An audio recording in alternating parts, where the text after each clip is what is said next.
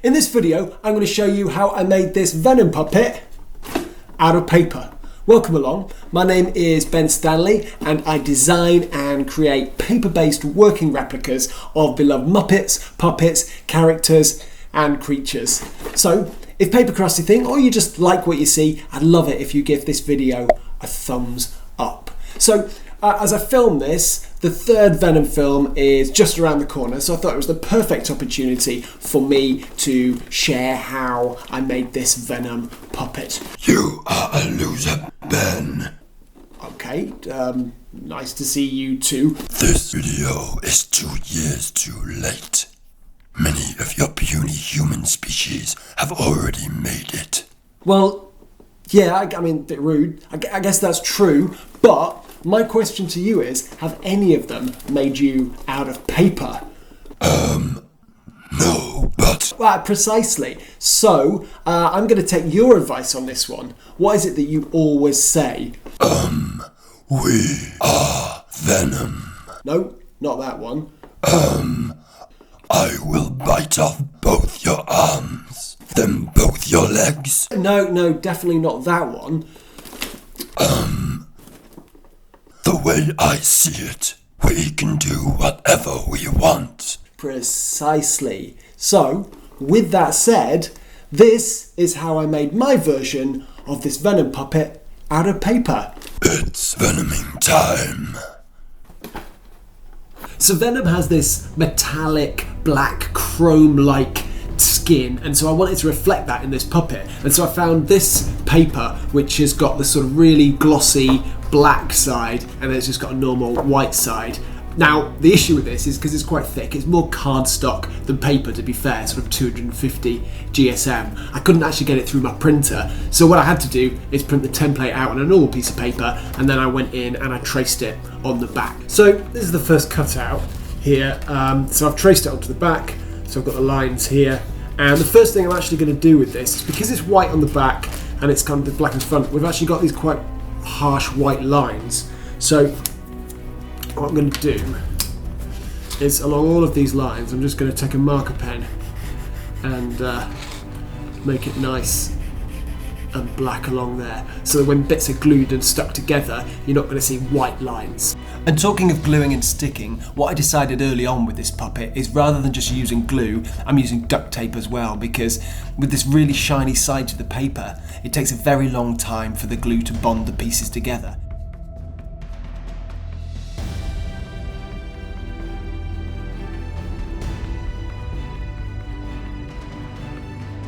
This piece of white paper will become one of the eyes. We just need to fold the edges in a few places to give the paper a bit of curvature to match the outer face section we've just constructed.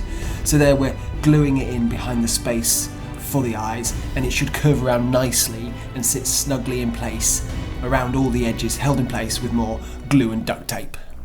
And then of course we're going to do exactly the same for the other eye.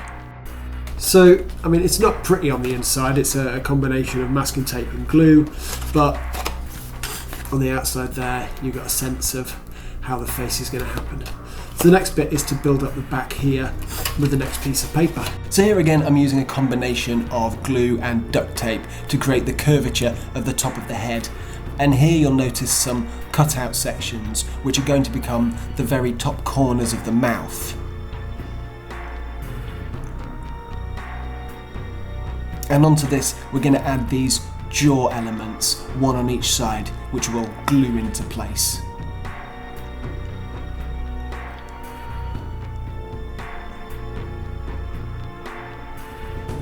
And then there's some final bits of cutting out to do where the paper overlaps. So I didn't want to do this until I knew exactly where it was going to overlap, just so those cut out sections would be nice and clean.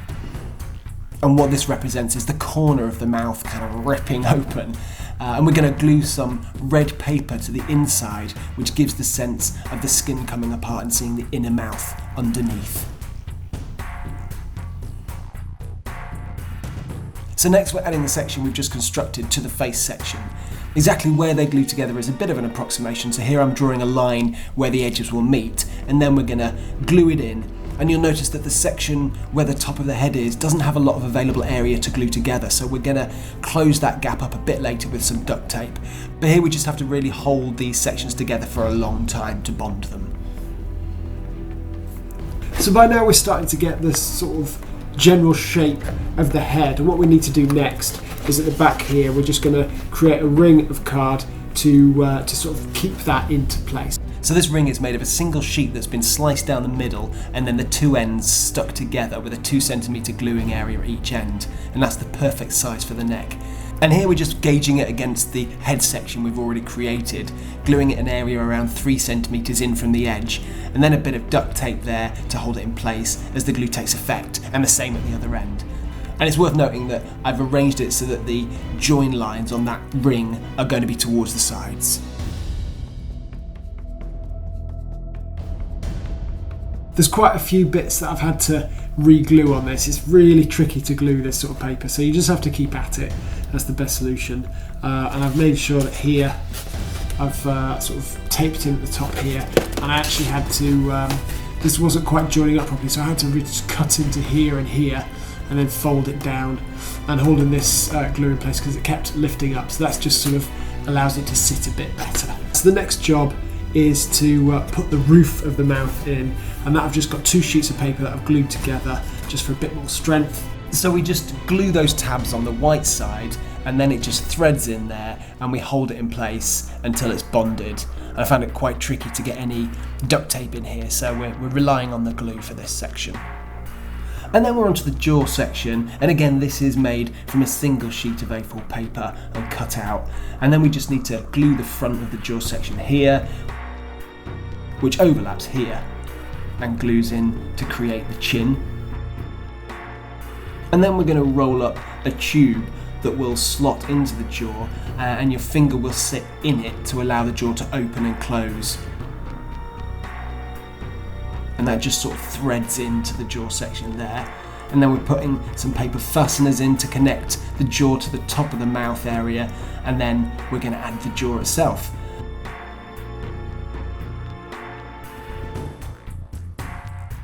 And then it's a gentle fold underneath here to allow for the jaw to move up and down freely. You do that on both sides, and then once we've worked out where the finger tube needs to be in relation to your finger position, we can duct tape it in place. Then we're onto the teeth. For this we're using normal 80 GSM printer paper because it's a bit easier to roll than thicker paper. You can get about 5 of these tubes that we're creating from each A4 sheet, and once we've rolled it, we cut this section, and then we're going to cut whatever length we need each tooth to be.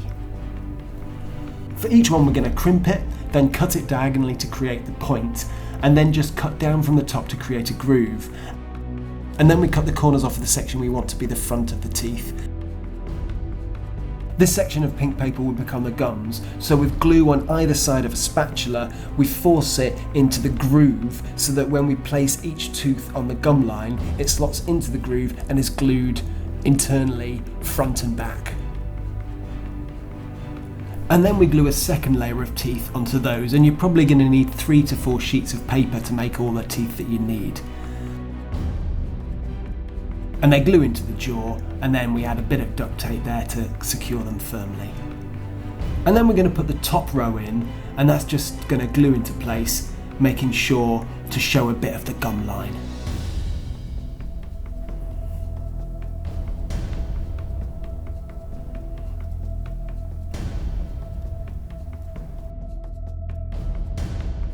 And then we've got the tongue, and the tongue is 2 sections that are going to glue together.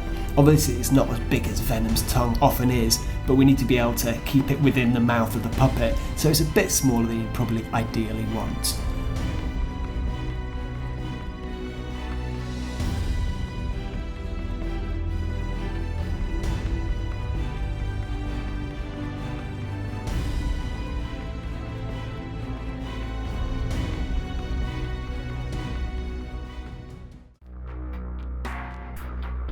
So this goes from a thin point at the tip to a slightly thicker at the bottom to give it a bit of 3-dimensionality. And then once we've created the tongue, we just add this extra little bit on here, which is going to help it make it look as if it's going back down into the throat. And then we're creating the bottom of the mouth section, and again this has an extra bit glued to the end. I somehow didn't film this bit, but it's probably worth placing this section into the jaw before gluing that very end bit to make sure that it fits in smoothly. And then we glue the tongue into that mouth section with the flaps relatively close to each other. Once glued in at the front, the flap at the back of this section will hit the back of the roof of the mouth as the jaw opens, stopping the inner workings being seen further down the throat. So that's the Venom head effectively finished. So there he is. And the back here, it's just the finger goes into there and that gets lifted up. So the last thing to do before we add the body is to add some strengthening here, and that will also allow us a place to be able to hold the hand in place while we do the jaw. So for this strengthener, we're folding and gluing a sheet of thick A4 paper into quarters, folding it again at each end, 8.5 centimetres from the centre, and then cutting up halfway on the centre line so that it can slot into an identically created sheet of paper, constructing a cross which should then fit into the neck area quite snugly.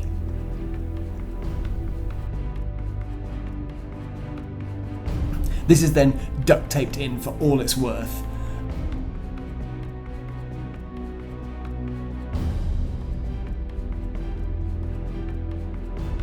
And then we're going to get a third piece of A4 paper folded in a similar fashion.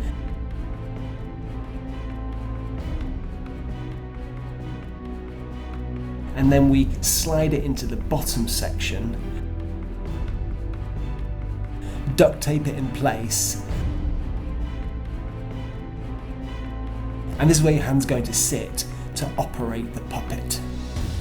So, with the head completed, it's onto the body or the neck of the puppet, and I did try to make this with the same paper, but as you can see, it's got some flex on it for any sort of arm movement. It was just too inflexible, so I thought, okay, well, I can cut some grooves into there all the way along, a bit like that, and that certainly made it more flexible, but just still not good enough. So what I ended up with in the end is this vinyl, which is exactly the same sort of chrome, which is great. And basically, as you'll see, we're going to stick in 3 sheets of paper, 1, 2, 3, cut all those grooves into it, and then we're going to double that up, create the cylinder, and that actually gives quite a lot of good flexibility, but also keeps this sort of chrome effect.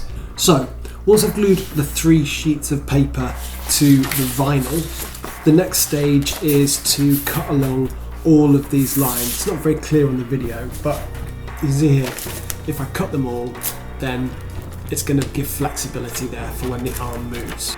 So yeah, just gluing these 2 pieces together, and you just need to make sure that the width is the same as the neck circle that it's going to go around, and that should be around 56 centimetres. And then it's just a case of taping it to the head section here, and then we're going to fold it around and attach it on the outside, as it's a bit too fiddly to attach it on the inside. Plus the duct tape blends in pretty well with the vinyl and the paper. So the final touches are just putting a strip of tape along the long top edge and a couple of strips around the neck on both sides to fully attach the body to the neck.